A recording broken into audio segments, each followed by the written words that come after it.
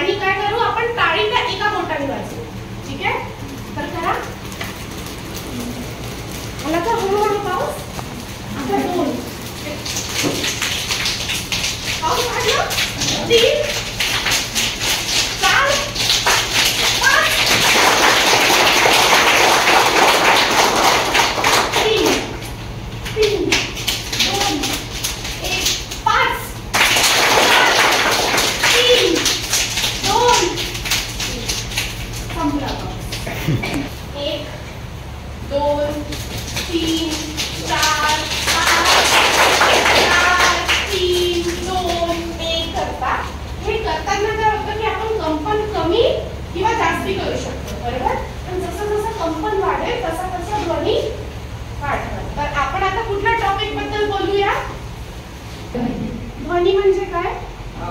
आवाज म्हणजे साऊंड, बरोबर. आपण आता काय केलं की ध्वनी जर कंपन शब्द माहिती आहे. जेव्हा थंडी वाजते आपण काय करतो, कसं होतं, थंडी जास्ती वाढली की कसं.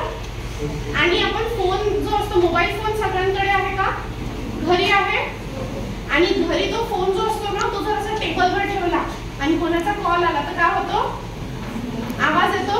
तो कसा आवाज येतो, असा व्हायब्रेट होतो. ते जो व्हायब्रेशन आहे त्यालाच कंपन म्हणतात. आणि कंपन नसल्यावरती आवाज तयार होत नाही. ही झाली ध्वनीची एक प्रॉपर्टी किंवा त्याचा एक भाग. आता आपण काय करू की ध्वनीबद्दल थोडं आणखी समजून घेऊया. ही जो ध्वनी आहे ना, आता आपण काय बघितलं की जसं जसं आपण कंपन वाढवलं तर आवाज काय होतो, ध्वनी वाढत जाते. तर आता आवाज कुठून कुठे आला, आवाज कुठे तयार केला दाखवा मला. इथे. आणि पोहोचला कुठे? हा कानात, राईट. कानाने ऐकतो आपण की नाकाने ऐकतो? तर जे आपण कानाने ऐकतो तर ध्वनी कुठपर्यंत पोहोचली असेल, इथून इथपर्यंत. तर हाताच्या कधी पाण्यात, कधी एअर मध्ये आणि कधी सॉलिड मध्ये पण ट्रॅव्हल करू शकतो. तर तुम्हाला मला आता सांगायचं आहे की जो आपण पाऊस केला ना, तो आता आपण टेबलवर करूया. म्हणजे जेव्हा मी 1 म्हटलं तर तुम्ही कसं वाजवणार, 2 म्हटल्यावर 3 4 5. हा, पण आता कॅच अशी आहे की आता ही आवाज कुठून कुठे चाललाय, इथून इथे. आणि कशाच्या थ्रू? हवा. पण आपल्याला कशा थ्रू ऐकायचं आता? Solid, right. त्याच्यासाठी आपल्याला कान तिथे घेऊन जावं लागेल. तर कान असं शेजारी ठेवा टेबलच्या. कान झोपायचं काय हा.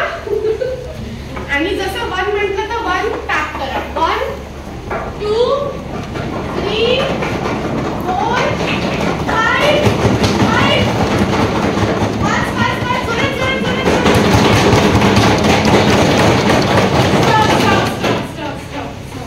झोपणार का? तर हा त्रास झाला ना तुला, तसं कानावर हात ठेवला का? तुम्हाला हे जास्ती आवडलं की हे जास्ती आवडलं, हवेत की सॉलिड वरती? का? कारण कानाला त्रास झाला. इथे त्रास झाला की तिथे त्रास झाला? का? म्हणजे काय झालं, त्रास म्हणजे काय वाटतं?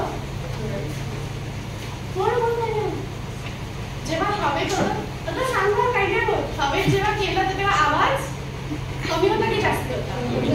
आणि इथे केल्यावर असं वाढते. तीव्रता कुठे जास्ती होती, हवेत की सॉलिड मध्ये? तर जसं ही पण एक ध्वनीची प्रॉपर्टी आहे. आणि ध्वनी आपण दरवेळेस ऐकतो, पण ती समजण्यासाठी एक प्रयोग आहे जे आपण करू. आणि प्लीज टेबलवर नका बसू, इथे ना आपण थोडा गोळगा करू. क्या तुम्ही की ध्वनी कशी दिसते? चॉकलेट. तर ध्वनी जो आहे ना, ती तरंगामध्ये जाते. तरंग कशी असते अशी, जर माझ्याकडे असा ड्रम असेल आणि त्याच्यामध्ये मी दगड काढला तर काय होणार, त्याच्यात पाणी येतं, हा बुडणार. पण तो बुडताना पाण्यामध्ये फक्त असंच बुडणार की त्याच्यामध्ये काही तयार होणार, तरंगा दिसतात. तशाच तरंगा ध्वनीच्या पण असतात. जेव्हा ते आपला कान, माझी ड्रॉइंग बघा किती सुंदर आहे. आता हा कान छान आहे ना.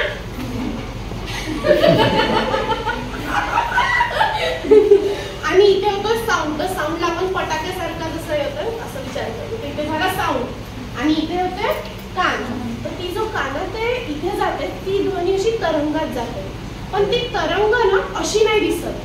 तर ती तरंग दिसण्यासाठी हा मॉडेल आहे. हा आणि हा जो स्लिंगी आहे याच्या थ्रू आपण समजू की ती तरंग कशी दिसते.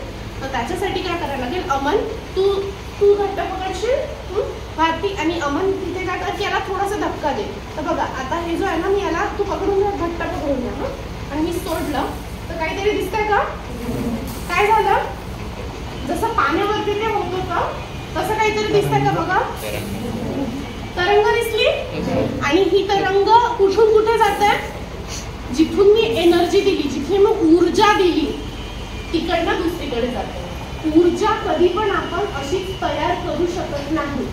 ऊर्जासाठी काही वाक्य तुम्हाला माहिती आहे का? की ऊर्जा जो आहे ती आपल्याला तयार किंवा नष्ट करता येत नाही.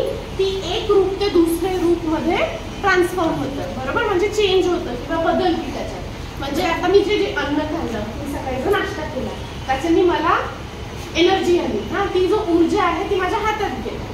आता ती ऊर्जाला वापरून मी काय करते, इथे धक्का देते. मग तो धक्का इथून इकडनं पोहोचतो. आता जर तुम्ही बसमध्ये असे बसले असतात किंवा रांगेत उभा असतात आणि अमन पडला तर अमनच्या नंतर तू, तुझ्यानंतर तू, तर असे पडत जाणार आणि सगळे पडणार. तर काय झालं, अमनची एनर्जी तिकडे ट्रान्सफर झाली, तसं तसं पुढे गेलं. तर तसंच हे स्लिंगीमध्ये जो एनर्जी आहे ती अशी अशी पुढे झाली. पण ही जो स्लिंगी आहे त्याच्यामध्ये काय होणार की आता आपण याला थोडं जवळ आणू, थोडं जवळ जवळ या, तुम्ही जवळ जवळ. आता काय करू, इतकं पडेल इथपर्यंत. तर आता मी याला काय करणार, असं जवळ घेतलं तर बघा इथे काय झालं, ह्या बांगड्या आहेत ना, बांगड्या ह्या सगळ्या बांगड्या जवळ जवळ आहेत आणि ह्या बांगड्या कशा झाल्या, लांब दूर दूर आहेत.